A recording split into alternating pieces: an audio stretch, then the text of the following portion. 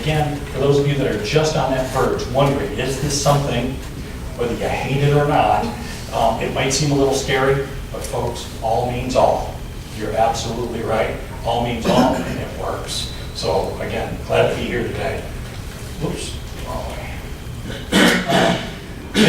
It's great to hear such positive results, not just with Mary Jo, but across the board, especially when at a time when leadership is under intense scrutiny. It has never been more difficult to try to be a leader, and I think most of you, all of you in your positions know that. And I can, firmly say that, when we are pressured to produce all the time, sometimes our priorities get a little bit mixed up. And so I started with this slide on purpose, and I just really wanted to start there because you know what? Before we begin, I think there's three things that we need to be really, really clear about. First, we need to know what our priorities are. Two, we need to be clear with everyone with whom we work. We need to be clear about what it is we expect. And last but not least, and probably the most important, I think we need to make sure that we, with all our being, believe in what we're doing, but also what we're expecting of others to do as well. Just a little bit about me.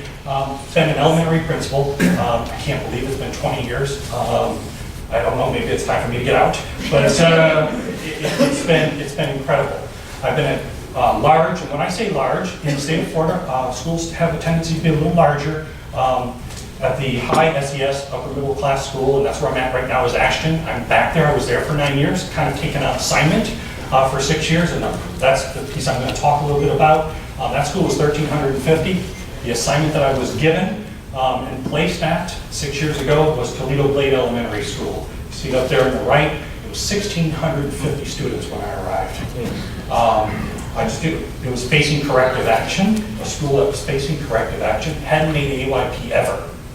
Okay, the employee demographics, I was telling Denny a little earlier, you wonder why we couldn't hold on to any employees there. 75% of my teachers were new. There was one previous leader who opened that school.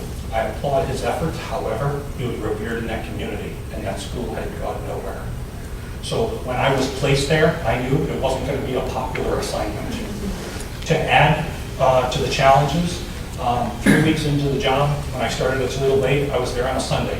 I guarantee many of you can certainly relate to that. I was working on our school improvement plan. And I got a call from the Northport Police Department that one of the students, that I have a phone number for one of our first grade students.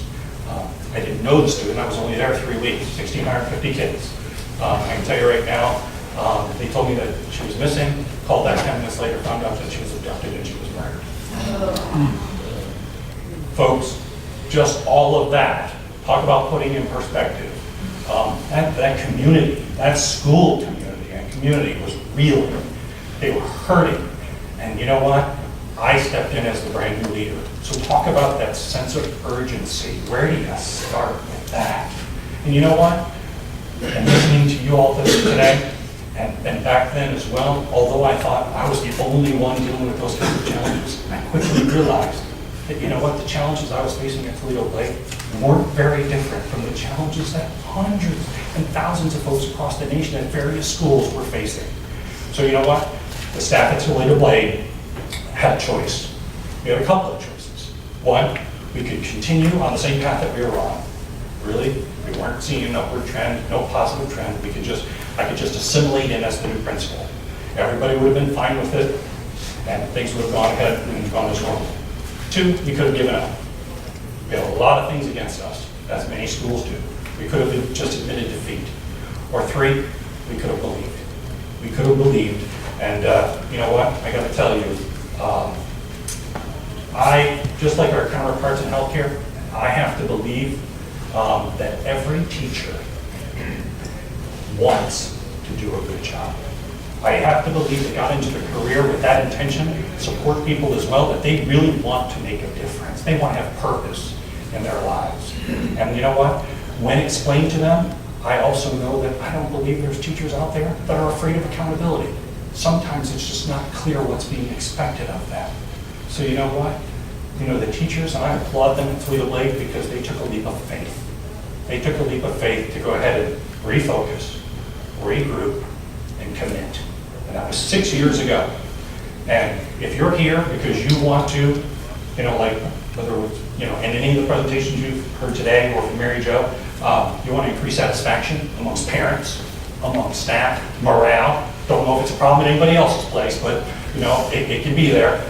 Decrease staff turnover. Start with teams and folks so you can actually invest in some quality professional development.